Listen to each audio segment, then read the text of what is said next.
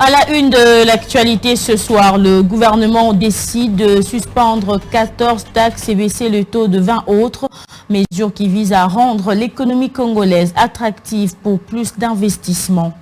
Appel d'offres de 16 blocs pétroliers. Une question écrite vient d'être adressée au ministre des Hydrocarbures.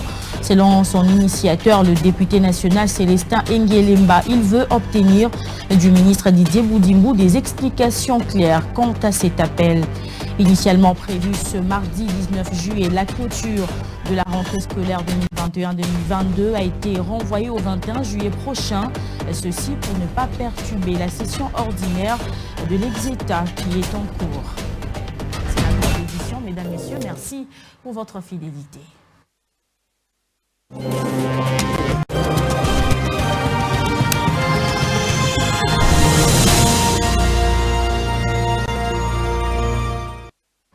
Bienvenue à tous et à chacun à cette grande édition du journal. Le gouvernement décide de supprimer 14 prélèvements fiscaux et de baisser les taux de 20 autres taxes, rendre l'économie congolaise compétitive et attractive au niveau de la sous-région afin d'attirer plus d'investissements. C'est donc l'objectif poursuivi à travers cette mesure, a affirmé le ministre du Commerce extérieur, Jean-Lucien Boussa. C'était au cours d'un briefing presse tenu conjointement avec le ministre de la Communication et Médias porte-parole du gouvernement, Patrick Mouyaya.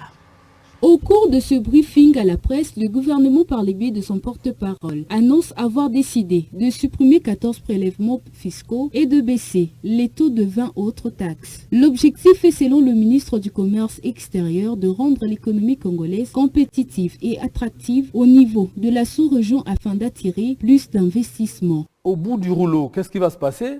C'est qu'on aura plusieurs activités économiques, plusieurs activités de production, sur lesquels on peut prélever des petits revenus, mais la théorie des économies d'échelle fait que lorsqu'on prélève un peu de revenus, mais à plusieurs millions de citoyens, on a plus d'argent que lorsqu'on prélève trop de revenus sur une petite catégorie de citoyens. La suspension de ces taxes présente quelques avantages, a expliqué le ministre Mouyaya dans son introduction pour expliquer le sujet du jour. Il y aura un besoin de bien expliquer parce que l'opinion doit être fixée. Nous voulons commercer avec des pays qui ne nous regardent pas de la même manière qu'on le regarde. Il y a un besoin sur ces questions d'avoir des discussions plus approfondies parce qu'il y a certains qui doutent du bien fondé de notre adhésion à la communauté de l'Afrique de l'Est. Toujours lors de ce point de presse, le ministre Patrick Mouyaya a révélé à l'opinion l'essentiel de la visite de la délégation RD congolaise à Kampala sur demande du président ougandais. Allons croire, la délégation congolaise a fait le déplacement de Kampala qui lui a proposé par la suite un nouveau dialogue avec le groupe M23, proposition rejetée par la RDC. Et au cours de ce même briefing presse, le porte-parole du gouvernement qui répondait à une question de la presse au sujet des propos tenus par Jean-Marc Aboud lors de son point de presse, Patrick Mouyaya affirme que ce n'est pas en déclarant de choses qui s'apparentent à des calomnies et insultes que l'on peut proposer une alternative à la population. Je vous propose de le suivre dans cet extrait. Je pense que s'il y a bien une chose qui sévit bien en République démocratique du Congo, et c'est parfois même de trop, d'après certaines personnes, c'est la liberté d'expression. Donc tout le monde a le droit de dire ce qu'il veut. Cela procède de la démocratie que tous nous voulons. Des deux, vous savez que nous n'allons jamais dans ces cas dans la singularisation. Mais parce que vous avez posé la question. Ce qui est excessif est insignifiant. Ce n'est pas en étalant ce qui s'apparente à des insultes, à de la calomnie, qu'on va proposer une alternative au peuple congolais. Les moments venus, nous serons prêts à débattre. Parce que vous avez noté l'une des différences principales de notre gouvernement et des autres gouvernements précédents. C'est le sens de redevabilité. Nous recevons des critiques au quotidien comme gouvernement. Les moments venus, nous débattrons. On saura qui ment, qui ne ment pas, la vérité de quel côté. De toute évidence, nous nous sommes engagés dans un changement de narratif. À la tête, le président de la République, Félix-Antoine Tshisekedi, vous voyez les progrès qui sont accomplis. J'aurais voulu, Madame Rachel, que vous posiez des questions. Comment ça se fait? Comment ça se passe? Comment on a pu faire donner 30% de plus à tous les fonctionnaires de l'État? Ce sont des sujets qui nous intéressent, nous. Donc, j'aimerais bien qu'on commence à aller dans le fond des débats. Ce soir, nous avons fait un focus sur l'économie. On fera un focus sur le tourisme mercredi et les conséquences de cette guerre sur notre écosystème. Et donc, comptez sur nous pour aller dans les fonds et toujours rester haut quand les autres feront le choix d'aller très bas. Revenons justement sur ce point de presse de Jean-Marc Kaboun tenu hier lundi 18 juillet. L'ancien premier vice-président de l'Assemblée nationale a officiellement lancé sa formation politique Alliance pour le changement et classé dans l'opposition. Il est également revenu sur le bilan du régime en place tout en s'attaquant au pouvoir. Il promet de faire en tout cas l'opposition au président Félix-Antoine Tshisekedi. Le divorce entre Jean-Marc Kaboun et l'Union sacrée est désormais officiel. Au cours de ce point de presse, l'ex-président AI de l'Union pour la démocratie et le progrès social, UDPS, et premier vice-président de l'Assemblée nationale, dresse un tableau sombre de l'actuel pouvoir, de le lancement de son parti, Alliance pour le changement pour faire l'opposition au président Tshisekedi. Il s'agit bien du parti Alliance pour le changement, assez en sigle. Un parti de gauche qui prône la social-démocratie et qui a comme devise liberté et justice. Le parti AC fera sans nul doute l'opposition au régime Félix Tshisekedi. Le dernier secrétaire général d'Étienne Tshisekedi estime qu'il est temps de sauver le navire Congo avant qu'il ne chavire, présentant le président Félix comme un danger au sommet de l'État. Pourquoi nous le ferons? C'est exactement pour deux raisons. Premièrement, d'une part, nous avons constaté l'absence d'une vision claire et d'un leadership convaincant dans le chef du président Félix Tshisekedi. Et d'autre part, l'incompétence notoire et la mégestion institutionnalisée caractérisée par l'insouciance, l'irresponsabilité, la jouissance et la prédation au sommet de l'État. Par ailleurs, Jean-Marc Kaboun appelle à l'instauration d'une révolution pacifique contre ce qu'il qualifie de prédation et amateurisme au sommet de l'État, signalant que c'est depuis le 23 février dernier que Jean-Marc Kaboun avait été radié de son ancien parti politique, UDPS, pour notamment refus de comparaître devant la Commission nationale de discipline afin de répondre à une invitation qui lui avait été donnée. Et justement, cette sortie médiatique de Jean-Marc Kaboun ne cesse en tout cas de faire réagir la classe politique. Pour Irénée Osolomois, président de la DRC, ces propos ne doivent pas être considérés parce que d'après lui, Jean-Marc Kaboun ne veut qu'une seule chose, sa santé politique. Il reproche également au gouvernement d'avoir réagi à ces attaques parolières. Les propos tenus par Jean-Marc Kaboun lors de son point de presse du lundi 18 juillet ne cessent de faire réagir la classe politique, particulièrement le pouvoir en place. Irénée Osolomois, président du parti politique Alliance des démocrates révolutionnaires du Congo, ce discours ne mérite pas de considération puisque d'après lui, ce n'est pas un événement. Je pense que ce n'est pas une information importante. M. Kaboun aujourd'hui représente ce spécimen d'acteurs politiques que nous ne voulons plus dans ce pays. Je pense que nous retiendrons simplement que c'était les frustrations d'un homme politique vis-à-vis du chef de l'État, mais que retenons-nous exactement de la création de son parti? Aujourd'hui, nous avons besoin d'avoir des partis politiques qui proposent des programmes de gouvernance. Ça veut dire, qu'est-ce que vous avez retenu de AC? Personnellement, je n'ai rien retenu. Vous sortez dans la rue, vous posez la question à quelqu'un, c'est que M. Kaboun a insulté le chef de l'État. M. Kaboun a tenu des propos vis-à-vis d'un régime qui combat aujourd'hui. Mais qu'avons-nous retenu de AC? Nous n'avons rien retenu. Nous avons compris que AC était simplement là pour essayer de donner de la force à un homme qui essaie de se refaire une santé politique. Mais malheureusement, voilà pourquoi je dis que pour moi, c'est une opportunité pour dire aux gens, ce n'est pas un événement. Il estime que le gouvernement ne devrait pas répondre à un individu, mais plutôt de maintenir sa suprématie. Les propos du ministre Mouyaya n'étaient pas importants. Vous ne pouvez pas dire aujourd'hui le gouvernement de la République répond aux citoyens. Le gouvernement, c'est l'exécutif. Vous avez un rôle, une tâche à faire dans ce pays. Répondre à M. Kaboun, c'est dire qu'aujourd'hui, nous n'avons rien d'autre à faire. Nous avons des ministères sectoriels, nous avons énormément de problèmes dans la vie congolaise. Vous ne pouvez pas dire aujourd'hui aux gens que nous allons arrêter le temps pour répondre à M. Kabound.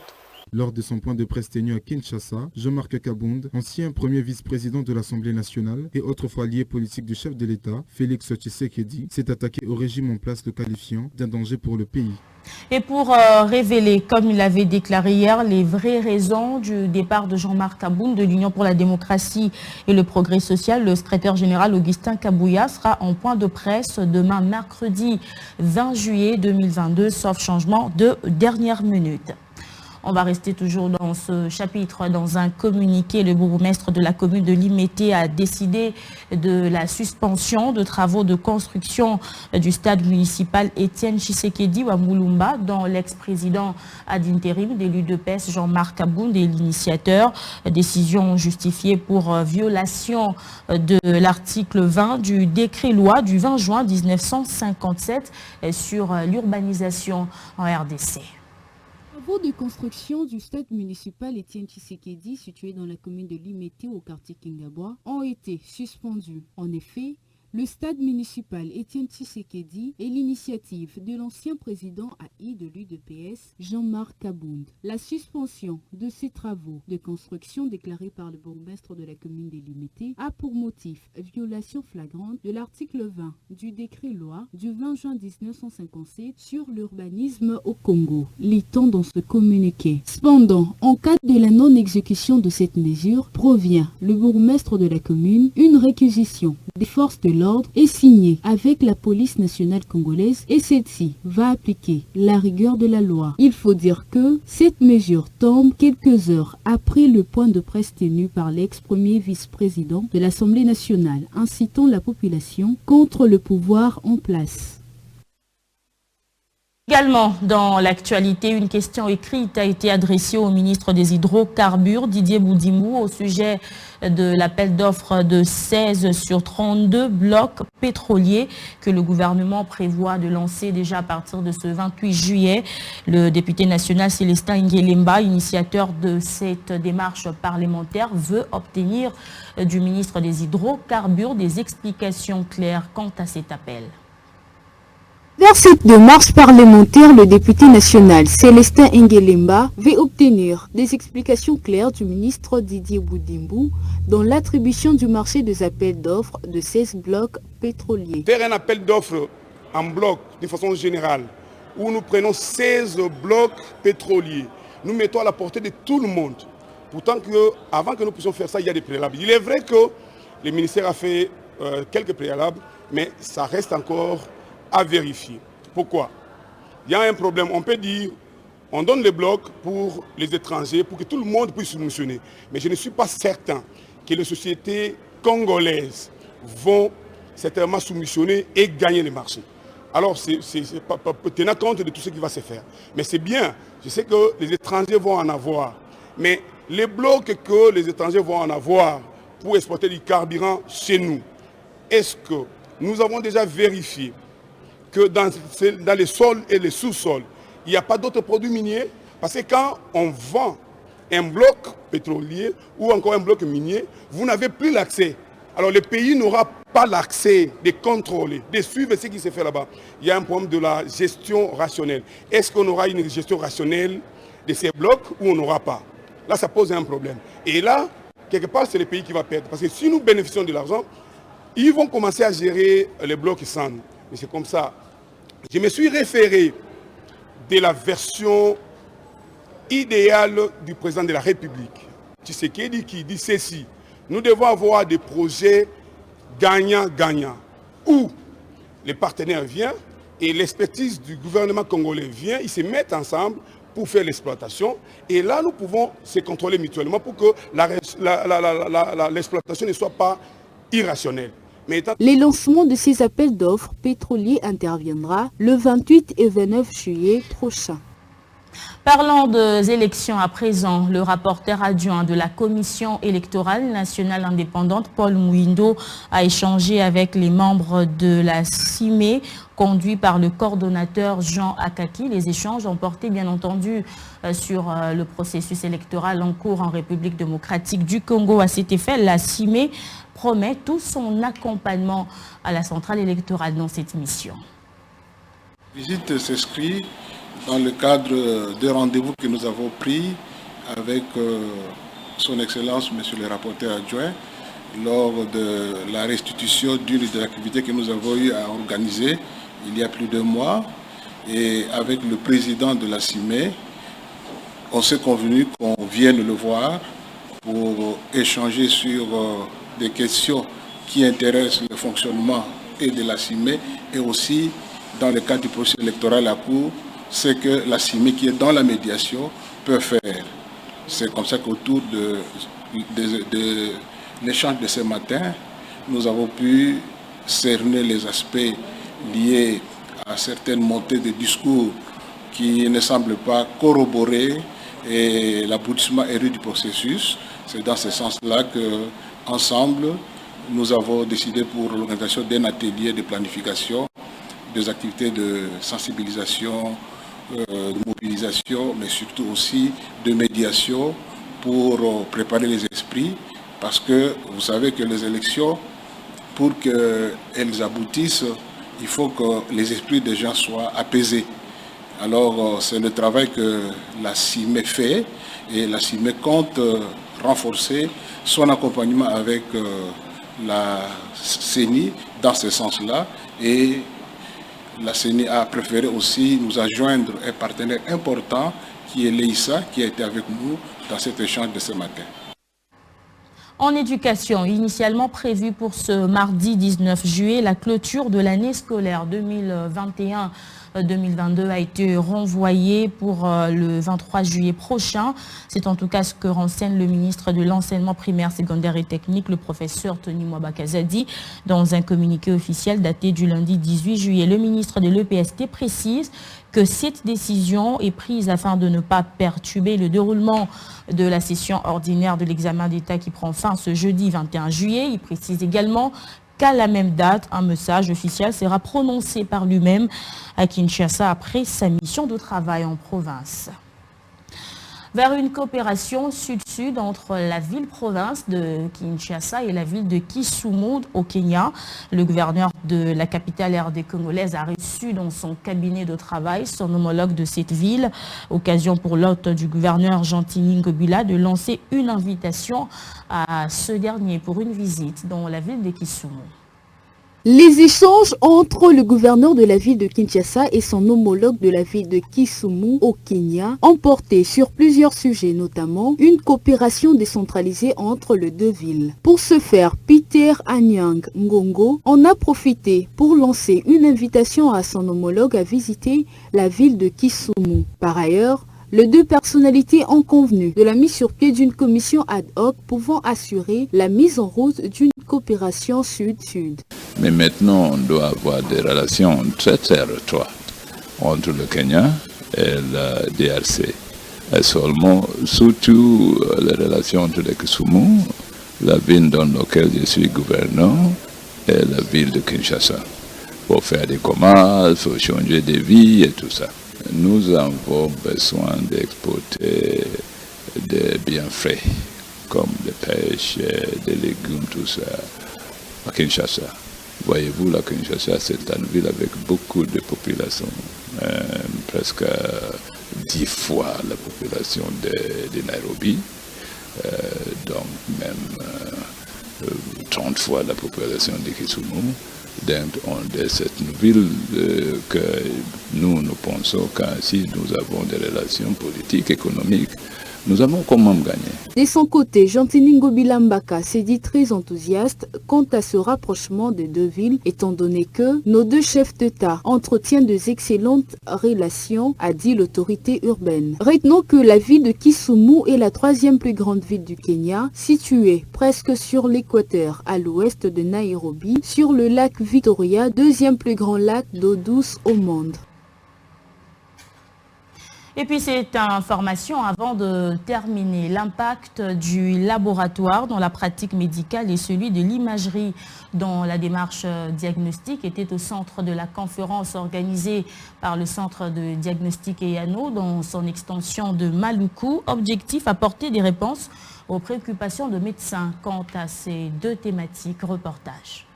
2 interventions ont marqué cette conférence organisée par le centre de diagnostic EANO dans son extension de Maluku. Destinée aux médecins, il était question de démontrer l'impact du laboratoire dans la pratique médicale et celui de l'imagerie médicale dans la démarche diagnostique. À en croire le docteur Didier Mouloré, radiologue, l'imagerie médicale occupe une place de choix dans la médecine moderne puisqu'elle permet aux médecins d'asseoir son diagnostic. L'imagerie médicale joue un rôle considérable dans l'approche diagnostique. Au stade actuel où, avec l'évolution de la technologie, aucun médecin ne peut prétendre, médecin clinicien prétendre faire la médecine sans imagerie médicale. L'imagerie médicale, c'est cette discipline qui accompagne les médecins pour asseoir ton diagnostic. Et pour une femme enceinte, la radiologie par exemple permet de confirmer la présence de la grossesse, aussi de donner des orientations. L'imagerie vous permet de confirmer la grossesse, de vous dire si votre grossesse est normale, c'est-à-dire intra-utérine ou bien il est anormal en dehors de l'utérus. L'imagerie vous permet de faire le suivi de l'évolution de la grossesse pour vous dire si votre enfant il est en train de bien évoluer et croît normalement. Cette conférence s'inscrit dans le cadre des attributions du centre de diagnostic EANO, précise le chargé de marketing, Richard Miami. Merci beaucoup EANO. De par son nom, il s'appelle EANO. Nous sommes une réponse aux différentes questions que posent les médecins. Ainsi, on a pensé que pour la première fois, EANO puisse organiser une journée scientifique à Maluku pour qu'il y ait cet échange de points de vue de connaissances entre les médecins demandeurs et les médecins examinateurs. Cette activité n'est pas la première du genre organisée par EANO qui s'est assignée comme mission répondre aux préoccupations des médecins. Essentiel de l'actualité, on passe au rappel des principaux titres. Le gouvernement décide de suspendre 14 taxes et baisser le prix de 20 autres mesures qui visent à rendre l'économie congolaise attractive pour plus d'investissements. Appel d'offres de 16 blocs pétroliers. Une question écrite vient d'être adressée au ministre des Hydrocarbures. Selon son initiateur, le député Célestin Engelemba, il veut obtenir du ministre Didier Boudimbu des explications claires quant à cet appel. Initialement prévu ce mardi 19 juillet, la clôture de la rentrée scolaire 2021-2022 a été renvoyée au 23 juillet prochain. Ceci pour ne pas perturber la session ordinaire de l'Exeta qui est en cours. Délivrance Moulanga a coordonné cette édition. Mesdames, Messieurs, merci pour votre particulière attention.